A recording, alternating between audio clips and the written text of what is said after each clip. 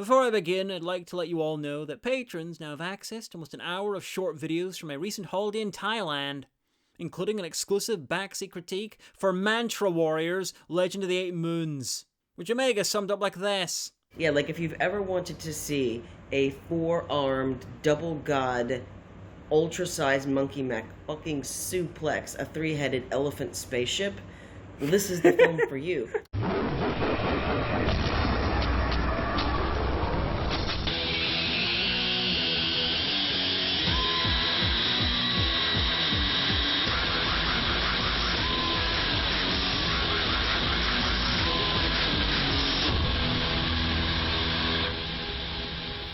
Greetings, gentle viewers! Today I've decided to return to Astron 6, Winnipeg's finest film collective. So minions, prepare the Canada signal!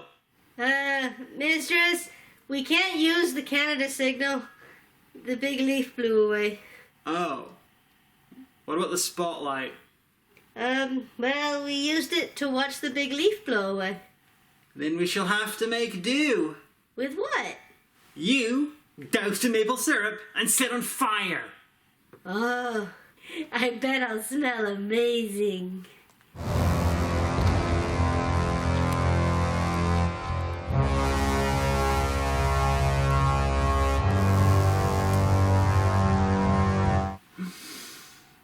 That does smell amazing, though. Mistress, is that the best use of funds? Maple syrup is very expensive. Oh, no. It's okay. I used this stuff from Vermont. Oh, now that is clever, mistress. Father's Day is a 2011 Canadian horror comedy from Astron 6 made in Manborg. How it came to be is a little bit of a story, so sit down, or at the very least, steady yourself in the furniture. Astron 6 started out doing short films, along with the occasional fake trailer like Goreblade, a fake Conan ripoff. Goreblade, warrior king of the universe, Goreblade, destroyer of time, Goreblade, warrior king of the universe, Goreblade. Fireman, a fake slasher movie about a firefighter killed in action who starts murdering people. Fireman, stop, drop, and die. When you see the fireman, you're fired. And Father's Day, probably the most ridiculous of their fake trailers. A simple tale of a dad-raping demon and the men who are trying to stop at.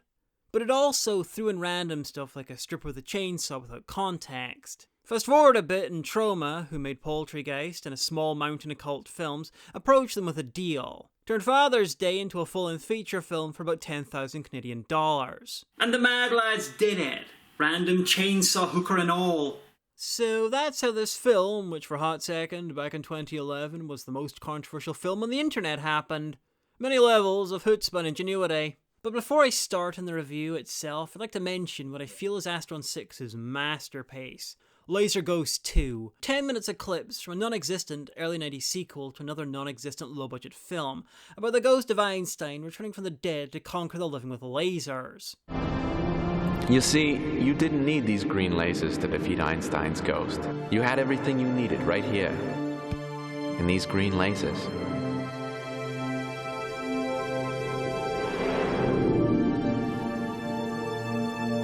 See you laser. It's on YouTube. Actually, now I'm wondering if Father's Day was made like that. They just made 10-minute chunks of a non-existent film until they accidentally had enough for a real one.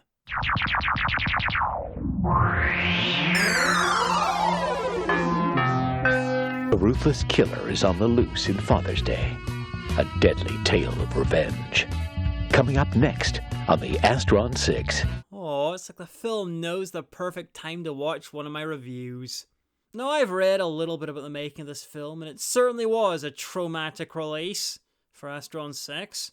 We opened during a particularly vigorous Canadian Thanksgiving, a bloody good time had by all. This is Chris Fuckman, the Father's Day killer. As you can see, Fuckman enjoys having sex in the brain, long walks on the beach, bringing forth hell on earth, raping dads, and serial killing. And he doesn't give much of a fuck if his date doesn't. He's interrupted before he can perfect a new Chick-fil-A sandwich though by Ahab. The guy's hunting him down.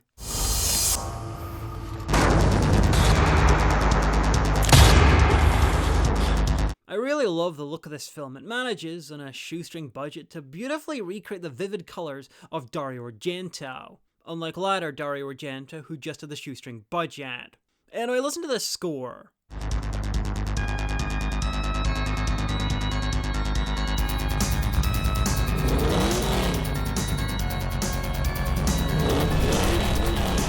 Easily the best fake John Carpenter theme since Siege. Now, say what you will about Ahab's methods, but Moby Dick would have been a lot shorter if he brought a car and a shotgun. Happy Father's Day.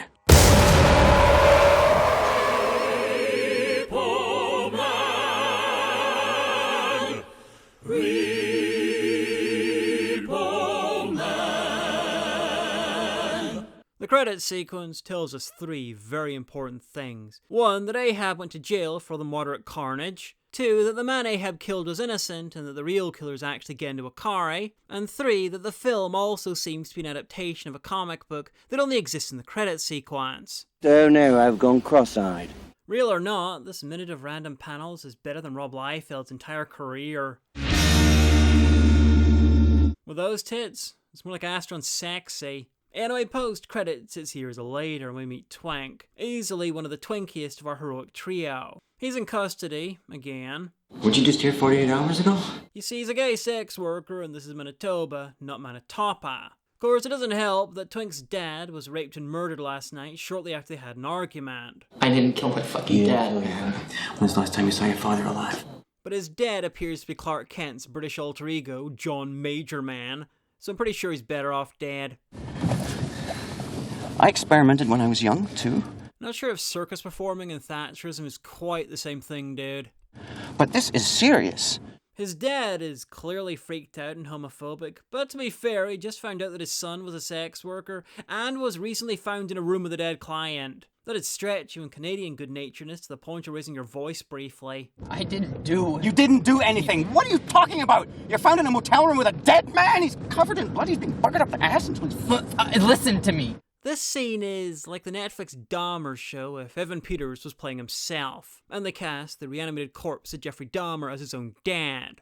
You can get a similar effect by watching the Netflix Dahmer show after staying up for 5 days, binging American Horror Story. Long story short, the conversation goes downhill from there. God, the smartest thing your mother ever did was get away from you. And Twink goes to work. 16 years old, skin like butter, eyes as blue as Daddy's Corvette. He'll suck your dick till your nose bleeds. What do you say? I say he's 16 going on almost double that. Times like this make me wonder if films have a complicated alternate aging system to the real world. Kind of like the difference between Fahrenheit and real.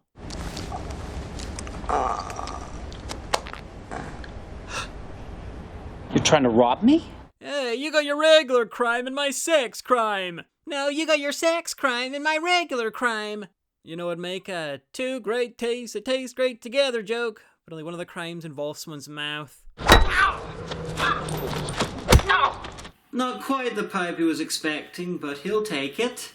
Again, and again, and again, and again. Walnut, that's enough! Anyway, job well done, they... How much you get? From his wallet. Oh, shit. Okay, job not well done. We cut to the dad's rape and murder. Okay, now I realize this might make some viewers uncomfortable, so I'm putting in a trigger warning. I'm gonna make some 1990s British politics jokes.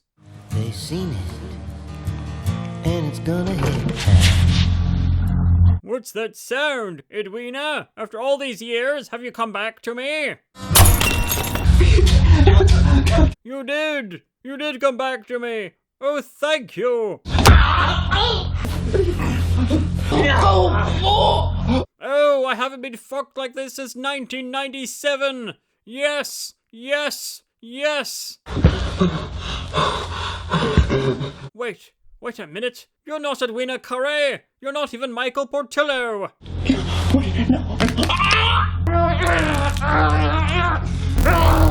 Talk about a John Major bummer.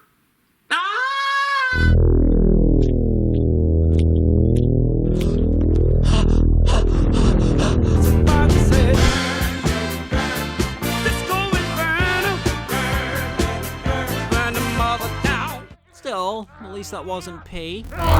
Really nice of Fuckman to put the dad in a hoodie before setting him on fire. Canadian nights are cold. Just in case it wasn't clear, the recent murders and all of this is the work of the still very at-large Father's Day killer. I'm gonna let you go, okay? Because this is going nowhere. But sweetheart, don't go far, because I'm gonna keep my eye on your ass. Does that count as workplace harassment, sexual harassment, regular harassment, or just assment? And seeing as the wall is made of circuit boards, does that technically make it a cybercrime? Anyway, Twink's been released into the custody of a local priest, Father Priestborg. Thank you, officer. I can take it from here. Who's going to be the third part of a heroic trio. You see, just like the Bible, there's the Father, the Son, and the eye-patch-wearing violent lunatic. Twink's father made the arrangements for the priest to take him under his wing. I've made an appointment for you, Father Sullivan, at St. Augustine. He's young. Maybe he'll be able to relate to you. Because when you want your underage son to have less gay sex, the best thing you can do is get the Catholic Church involved. Of course! You seen your dad burn to death in front of you? Huh? Well, only if you count his mentor back when he was a prodigy, you know, Father Twisted McFirestarter! Stay the fuck away from me, Jesus freak. Gift. This is progress. Thank you. It was in my dad's mouth when he burned to death. Still, it's the thought that counts, and it was nakedly aggressive, so he gives up. But he didn't seem interested in the help the church was offering him. Long story, roughly the same length, because I artificially extended my voiceover for a laugh. The old priest knew Ahab decades ago during the initial spate of the Father's Day killings. Ahab's dad was one of the victims, and he ended up raising him. I raised that boy as I would raise me own. In the 1850s, apparently. He tried to kill the Fuckman. The Fuckman. Chris Fuckman, son of Irving Fuckman and Sylvia Fellatio Broad. Anyway, it's called Fuckman because whatever the film lacks in subtlety, it makes up for a memorable lighting. I really can't tell if the lighting in this scene is to fuck with the old priest if he has a miracle and regains his sight, or just to make sure he's really blind. Whichever it is, I'm pretty sure his accent is a side effect of whatever blinded him. You must find this man Ahab. Not really sure what my excuse is, though. I believe he's the only one that can help us now. Ever since getting out of jail, Ahab's gone off grid, and Father Priestborg sent to find him so they can finally stop Fuckman. You might assume that his destroyed clothing is a side effect of the months spent scouring the globe for Ahab. Father O'Flynn sent me and I've traveled across the world to speak to you. But nah, that's a side effect of flying Air Canada. It'll be funny if he got the wrong cabin and instead found Fuckman's secret hideaway, because then he'd have to deal with the Unabomber. There's been rapes. Let me guess. They're all dads. Ahab is reluctant to return to the fight. He has a quiet life here in the wilderness, where he can practice controlling his anger, not murdering people, and generally being stereotypically Canadian until the day's any good at that. Sorry, I'm tapping this maple tree. It's not a maple tree. Well, what the hell have I been making this syrup out of? Guess you're not the Ahab O'Flynn was talking about. Anyway, Priestborg's cajoling doesn't work, but watching some flashbacks finally convinces Ahab to take up the fight once more. Give me 5 minutes. Nothing like watching your own film to get in the mood to kill some shit. I'm exactly the same way with Project Million. John, I want you to have this. Thanks, but unfortunately I don't drink.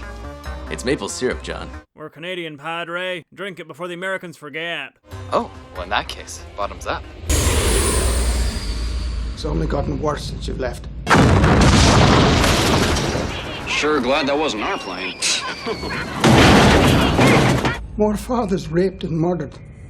The time has come for you to finish what you started as a young man. Oh, fuck, his accent's got even worse. Now it's dubbed.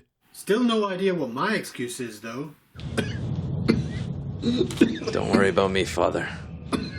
You just work on getting better, okay? Sorry to tell you this, Ahab, but eyes turning radioactive is a sign of terminal contact lens poisoning. Ahab gets to work, checking out Twink's house for clues. And I have to say, I don't understand how his dad never worked out that he's gay. This town is small enough that statistically there's a pretty good chance that he was one of his clients. Plus he color-coded the lighting. The red really brought out all the angst and inner turmoil in his cheeks. What took you so long?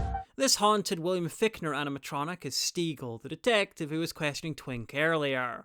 He was policing with the lights out because, as we all know, cops do most of their best work in the dark.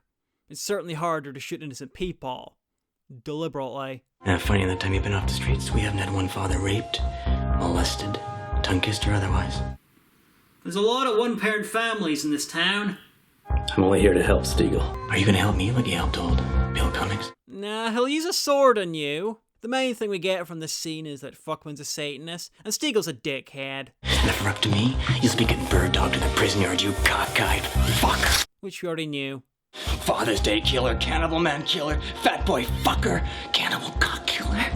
Those damn reporters can give it any name they want. Performance-wise, Stiegel's graduated from chewing the scenery to his co-stars, and I'm pretty sure the camera's for dessert.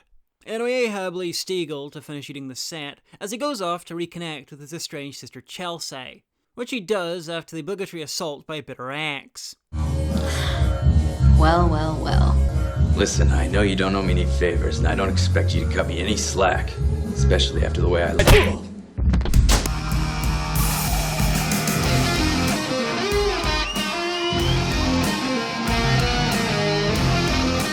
Funny. I didn't know Black Widow was Polish. Chelsea? Man, no one's looked that disappointed in Chelsea since they lost 8-1 to Wolves in 1953. Chelsea? Can I help you? Where's Chelsea? Who the fuck wants to know? I feel some puns buzzing around my brain. Hollywood chainsaw hooker? Nah, it's been done. Lolicon chainsaw? Well, that's good, but not quite good enough. Oh wait, no wait, I got it. The sexy-ass chainsaw massacre. Ahab? You're all grown up. Yeah. Time exists. Turns out they've not seen each other since their parents died, and they ended up in separate orphanages. Ahab with the old priest, and Chelsea with the nuns from the flashback. You have any idea what it was like growing up in that orphanage? I prayed every night that you would come and find me, but you never did. Clearly you were praying wrong. Maybe you should have asked the nuns for advice. Anyway, with her brother's disappearance after killing that guy, Happy Father's Day. Chelsea decided to deal with a fuckman herself. I don't want you putting your life on the line over some stupid vendetta for the Father's Day killer. You did. And seeing as she's not one of the heroic trio, you can already tell well that's gonna go. Ironically, pretty well. And I'm gonna finish what you couldn't. Take me to the airport, John. Ahab, she's just upset. Give her some time. He is. Enough to drive to the airport and get on a plane. No, he doesn't get that far, because he tells a story about how even the sweetest syrup can still ferment and go bad. They start to ferment. It loses all its goodness. Priestborg thinks he's being poetic and talking about his relationship with Chelsea. So Chelsea's like the syrup that sat too long? Why would you say that to me? And they get embroiled in a discussion about maple syrup until the plot decides it needs them again. You are like the wise old tree? I'm like a tree. That's a really mean thing to say to somebody, John. You know, I think these two are a meta-commentary on Canada's weird obsession with syrup. I actually love their little back and forth. I wish I could play the whole thing. It's like watching literalism and symbolism argue over the dictionary. Canadian edition. I'm like a tree, I said that. Yes, in a way. Anyway, after Chelsea got off for the night and looked around, wondering who added that smoking post, when they've a perfectly good smoke machine on set, she met up with Twink and his pimp Walnut. Come on, sweetheart, you're coming home with me tonight, okay? There only being 10 people in this town really streamlines the plot. Anyway, as though I planned this to back up my previous point, they were watched by Detective Stiegel, giving his best sweaty Michael Keaton waxwork impersonation. I don't know what the fuck you're up to. Well, it looks to me like Walnut's about to get one of his namesakes. Get your fucking titties in a twist, babe. Don't forget whose house you're in, Walnut. You know, Fuckman only goes after dads. Chelsea might accidentally be saving his life. Jesus Christ, you think I got you pregnant? Oh, or not. She calls me up. Tells me she's pregnant, she's gonna have a kid. Oh my god. Fuck! You know, out of all the films I've reviewed, I didn't expect this one to have a position on fetal personhood. You know, maybe Star Booty, but not this.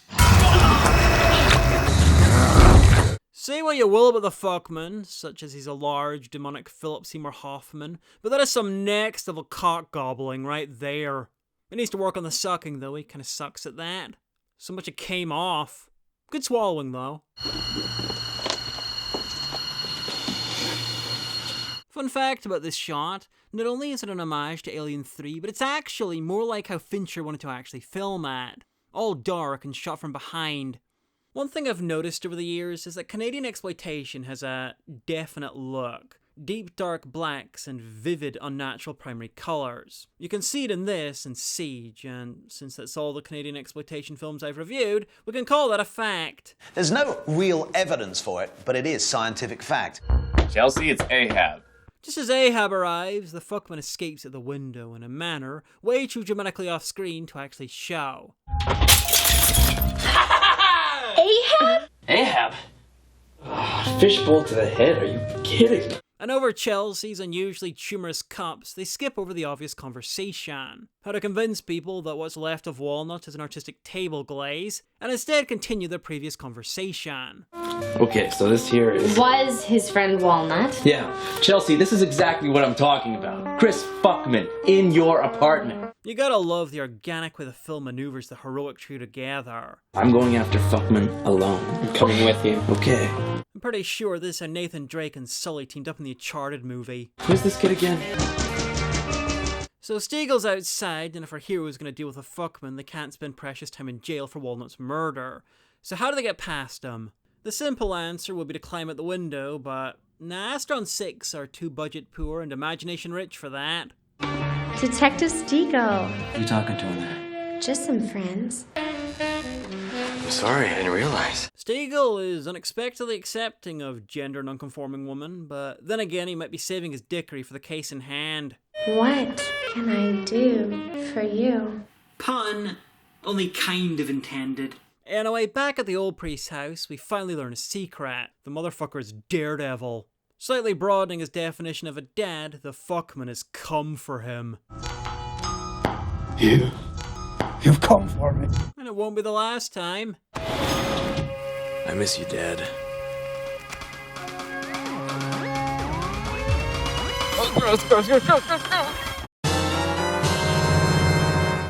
This reveal about his parentage actually explains quite a bit about him and Chelsea.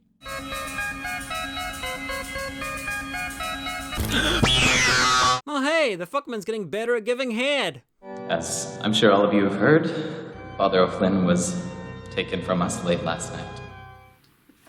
Taken is probably the right word. Father O'Flynn was taken from us much, much too early. Father O'Flynn was taken much too much.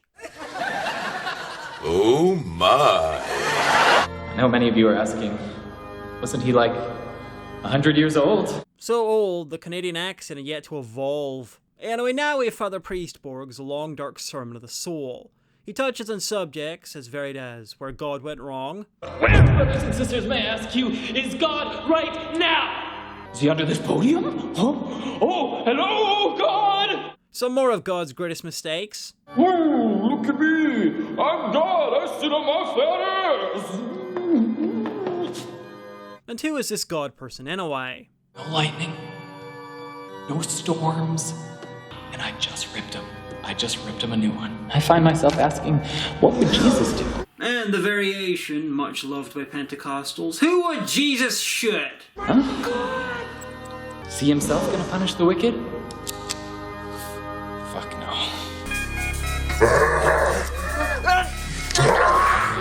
I imagine this is pretty much how the August Underground films were made.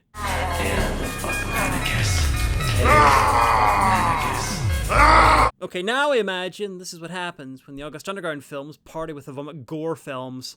That is the most complicated way to get a food fetish I've ever seen. I do love the film's little reminders that they're not American. Anyway, Father Priestborg arrives, but probably because he's not adequately shirtless, they don't want him involved in the fight. This just isn't for you.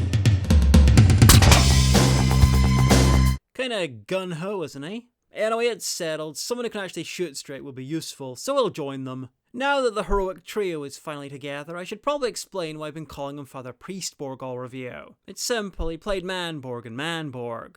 My name is Manborg. Ahab was Dr. Scorpius. I planned it so that you would reawaken here in the future. And Twink played Justas. You get in my way, I'll kill you. What? You'll be forgiven for not recognizing them, though. You've never seen them in real locations before. Anyway, back at the strip club, the fuckman has come for Chelsea. come on. This place has seen bigger and wetter bangs than that. Can't you read the fucking sign? Employees only. Oh.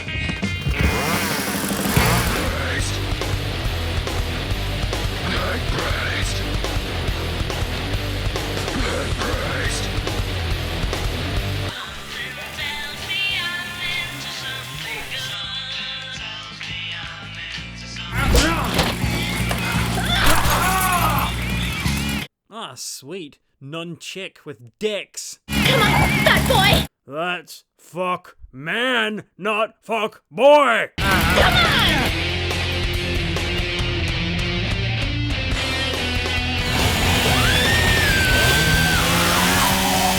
You know, they're right. Mouthfeel does make all the difference.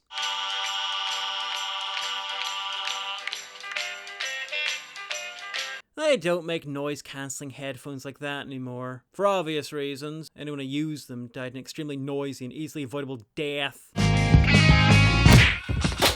His definition of a dad is getting looser than one of his victims' assholes all the fucking time. I'm not a dad! In the aftermath of the massacre, we find out that Canadians even bleed maple syrup. Which is fortunate because this scene happens. This, gentle viewers, is Ahab's friendly ex from earlier. And if he's very lucky, then all he'll get from this, to remember her by, is a shiny new fetish. He took her in a weight truck. Which she apparently had a great view of, lying prone on the floor of her possibly windowless office, with her insides hanging down her midriff like a decorative octopus. Heading east. Did you ever take us seriously? Are you gonna answer her? I would, but she's already gone. I'm getting better! No, you're not. You'll be stone dead in a moment. Anyway, as it'd take too long for Ahab to get Twink pregnant, they're on the trail of fuck man. Unfortunately, he and his ultra-noticeable, stealthy white van get the drop on them. It's him! How do you know? Shot in the dark?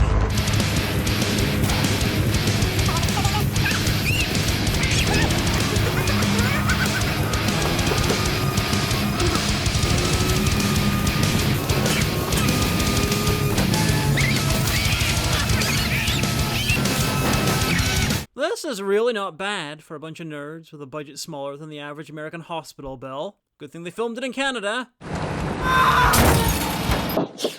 Goddamn fucking thing sucks! Dude, you already did it live. And by it, I mean possibly the finest, almost literally no-budget car-based action scene of all time. Well, except for possibly Sudden Fury, but you're not ready for that review yet. See you in Valhalla!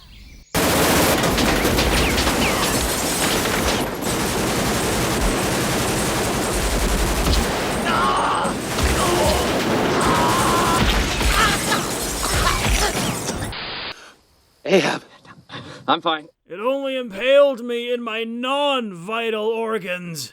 Oh, we just gotta get this thing running. What about the GD Jeep? I think we can fix it. I think we can fix it. What I love about this shot is that you know they could have done better compositing, but they chose not to. That night, to the dulcet tones of Barber's adagio for synthesizers, Ahab gives his full backstory. I should have killed him when I had the chance. Ahab, you can't blame yourself. From the time he saw his dad raped and murdered, You taste like pussy. I hate pussy. to when the fuckman cut at his eye, to the abuse he put himself through on the revenge quest. Your thirst for revenge is strong, but your pain makes you weak. To his time in prison for murder. Happy Father's Day. And, pathos duly achieved, he passes out from blood loss. Is he okay? I don't know, it doesn't look good. I've done all I can. We've tried nothing and we're all out of ideas. Anyway, Twink and Father Priestborg concluded that doing fuck all was too constructive, and decided to pass the time until morning by getting as high as fucking berries.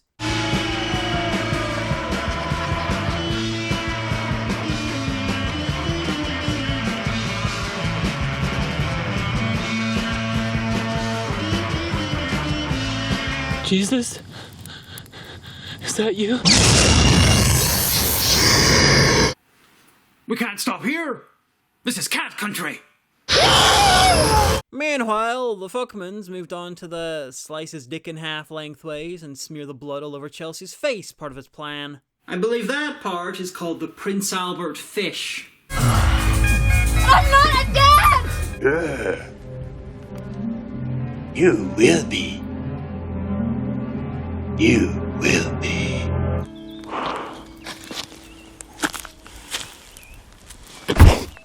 Yeah? You're okay?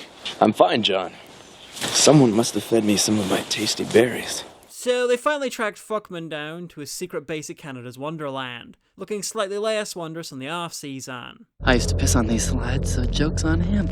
Underground, it appears to be more like a Canadian action park, but with less accidental injury and more rape and torture. Deliberate rape and torture. Action Park wasn't to know that the human body could bend that way. Twink, look for a key. What does it look like? Like a friggin' key, Twink. Look for a key. Oh.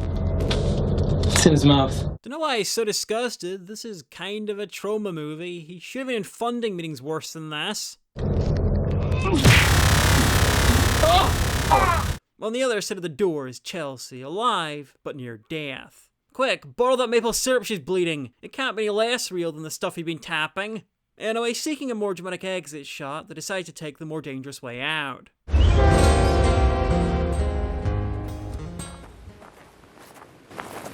There he is! Ouch. Oh, what do we do? You're the priest, have a declared stigmata. Oh shit, he's very slowly getting away. You'd think he'd have trouble hitting him, seeing as he couldn't hit a can from 3 feet away, but I suggest he get some perspective. And remember that he appears tiny because he's far away, but Chris Fuckman is actually quite big. First blood! Double kill! Triple kill! Headshot! Multi-kill! Killing spree! Ludicrous kill! Humiliation! They aimed for overkill and somehow landed on not quite enough kill. Let's go finish him off!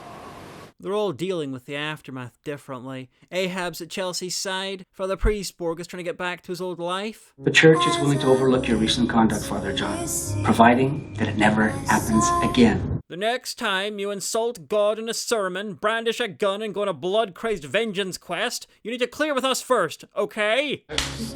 And Twink's decided to take up modern art. This piece is called Chuck Tingle and Me. This one's called Character Growth. You're gonna have to pay for that wall. This is an experimental piece. Well, you're definitely gay. And this one was done in commission.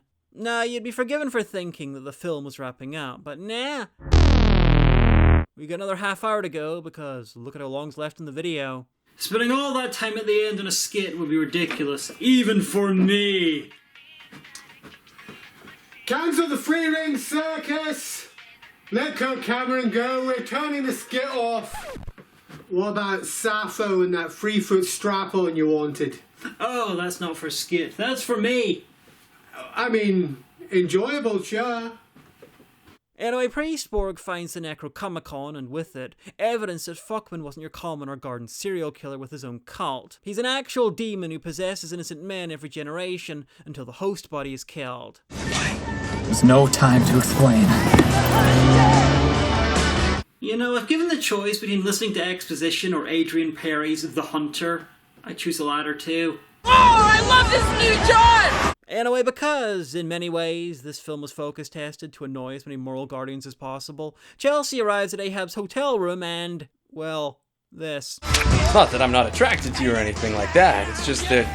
Like, last time I see you, you're this little kid, and I go away for 10 years. I mean, I heard you're in that orphanage, and there's nuns, and Button fly, actually. Frankly, I think he holds out longer than most, man. That goes for the sex, too.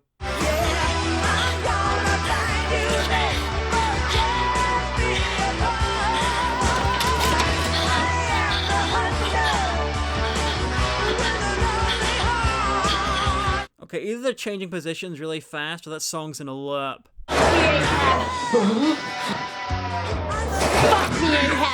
Oh, I get it! Fuck, man! The next morning, regret hits quick, and it hits hard. Hail the Fuckmanicus! Hail the Fuckmanicus! Luckily, bullets hit even quicker and harder. I think you got him. Anyway, in a twist that'll shock precisely no one because you've all forgotten who he is, Stiegel is the leader of the cultists. That's right, Ahab. He's the one who set Ahab's victim up Happy Father's Day. and took Ahab down. 10 years of my life wasted. And why? Because Ahab was needed for the Fuckman's plans. Plans that also included the Fuckman making Chelsea do a Zool impersonation impersonating Tony Todd. With your seed, I will birth the most powerful Fuckman yet. No, I'm pretty sure Nikki Sixx was born in the late 50s. Oh, glory to the Fuckman. Happy Father's Day, Ahab. Anyway, business concluded, it's time for an awkward conversation. Fuck you guys if you say you wouldn't do the same. With your sister.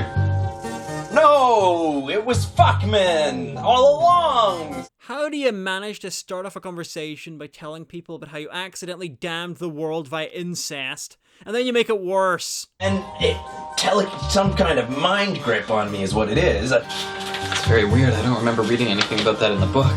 That is weird. Anyway, having gone over their options, the trio decides the only rational course of action to stop the rebirth of the Fuckmanicus is to go to hell and kill him again. Of course! The only question is how. I'll kill you both right now. I just don't think guns is the way to go. Got a better idea? Pills, razor blades, condoms. I can kill myself with a condom. A killer condom? It could happen. I saw a guy choke. Oh! Boring argument anyway. Did it work? Based on the heavy metal clip going on right now, I'm gonna say yes.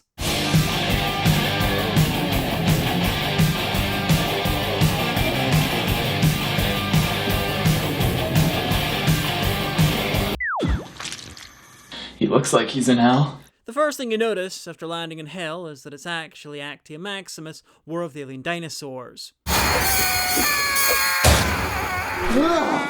But less terrifying. Jesus Christ. Twink soon follows. It's 5 out of 8.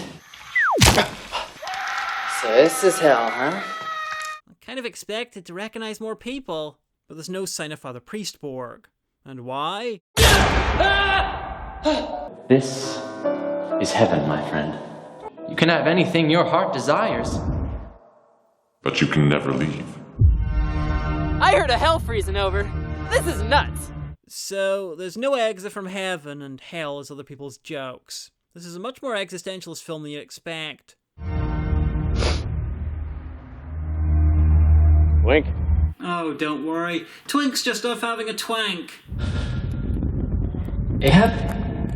Andrew. Twink's dad had a look at all the flames engulfing them, all the horrible, painful burns, and thought, pfft, child's play. So your mother knew better than I did from the very beginning. And that's why she hanged herself. Chris Fuckman did me the best favor of my pathetic life. I didn't have to look at this scum-sucking homo that killed my wife. It's like a comedy roast as a JRPG boss fight. Are you gonna cry now? Cry for me. Cry for me, because I didn't have the strength to wrap that ring around my neck and join your mother. Cry for me because I didn't have the balls to smother you in your crib. Now indoors again, Ahab's hell is watching Chelsea marry Fuckman. Coming face to pile of mush with Bill Cummings, the man he murdered. Sorry. General weirdness. And a kaiju-sized Chelsea going on about a Jai-Kutch. Gonna fuck your own sister. You'd get lost in me. Jeez, you got a big pussy. Jeez, you got a big pussy. You're like the Indian in the cupboard. That's First Nation in the credenza. Dodgy visuals aside, this whole sequence is actually a brilliant depiction of hell. It's really well thought out. People's minds and emotions are attacked as much as their bodies. The locations are always changing, ice becoming heat. Nothing is consistent, because when things are consistent, you can eventually tune it out like white noise. Conceptually, this is up there with stuff like When Dreams May Come, Bill and Ted's Bogus Journey, and Jingoku. And I want you to enjoy this comparison, because this is the only time you'll ever see a Robin Williams cry fest, a Bill and Ted movie, a Japanese proto-Saw, and fucking Father's Day on a list together. Okay, who wants to see something fucking amazing? Oh, I do! Well, you already are. Oh, wow, that wall is great!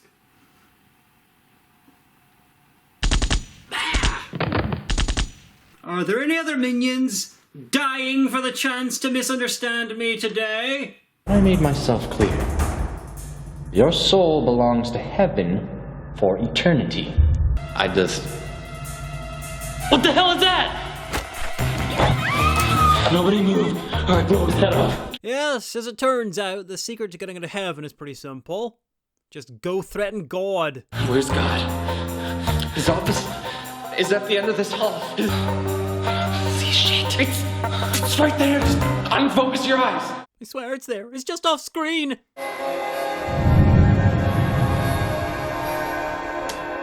Greetings from Trauma Heaven. I spent my whole life worshiping you.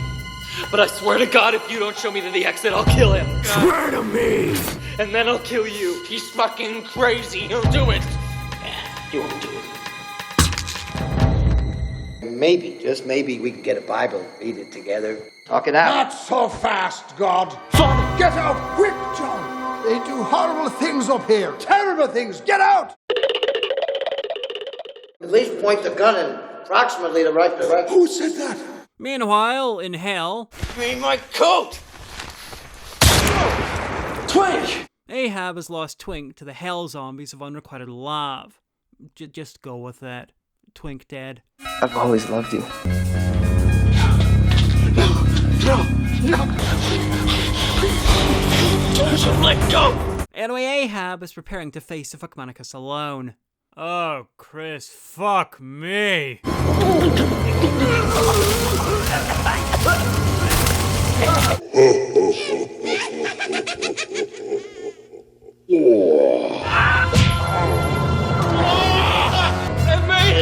What's genius about this finale is that although Ahab, Priestborg, and Twink are the heroic trio, they do fuck all to stop the Fuckmanicus. Twink is defeated in Castrovalvad before they even find the Fuckmanicus. Twink! Hey, my coat! Ahab develops a particularly dramatic form of bulimia at the sight of him, and Priestborg discovers that Faith is no match for an alien's reference. Instead, Chelsea throttles him Jabba style. Mary, Ahab's ex, appears out of nowhere and uses the holy maple syrup to shrink the Fuckmanicus to a killable size, and then Chelsea uses the maple tapper to bleed him out. This whole thing kind of sums up Astron 6, actually. Gory, silly, great special effects, terrible special effects, pop culture references, and aggressive Canadianism. And then, just to keep with the whole Canada defeating evil theme, it's then Chelsea's Canadian feet that crush what's left of the Fuckmanicus. And that's that. Ahab and Chelsea declare their love for each other just in time for her to be returned to Earth. Get an abortion! And for Lloyd Kaufman to announce that, just like in the movie business, there's no heaven. It's the devil. I own upstairs and downstairs. You give the illusion of competition and it raises morale. You know, if I had an Astron 6 film for every time they released a fucking amazing film in 2011, with a twist ending where heaven's not real and there's only hell, I'd have copies of Father's Day in Manborg. Which I do.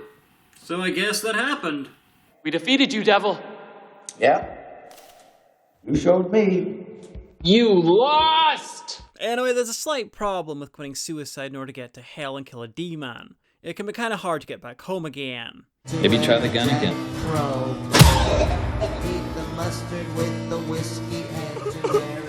Fuck off.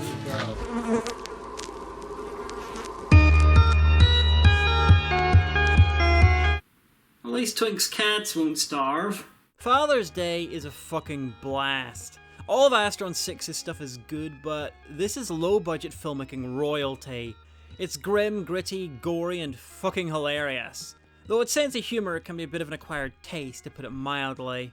Anyway, years ago, I got a comment from someone claiming to be the guy who played Fuckman, saying he was a fan of my show. I have no idea if it really was him, but if it was, and he's still watching, then I'd just like to say, hi! You're fucking terrifying when you want to be. You should be in more stuff. Frankly, all of Astron 6 should be more stuff. There's no weak link among them. According to the net, Astron 6 itself shut down properly in 2020. But I'm not too sad, because, like Monty Python, they all went into their own projects. Most famously, The Void and Psycho Goreman. Anyway, after all that, we have one of the best end credit rolls I've ever seen. It's short, only 3 minutes, but we get these fantastic mugshots, and listen to this music.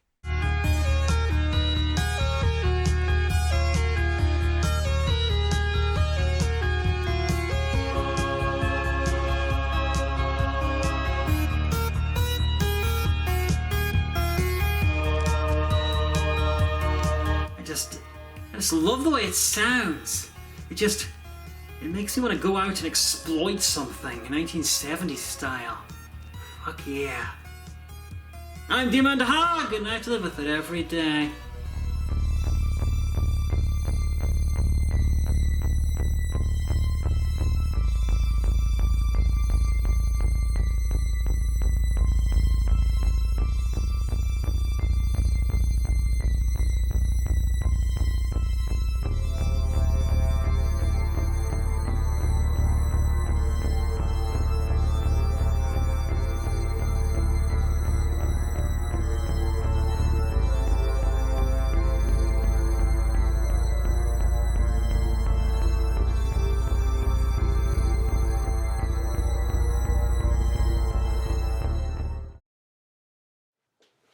Greetings, gentle viewers. Remember to like, subscribe, hit that bell, and fear for your very lives.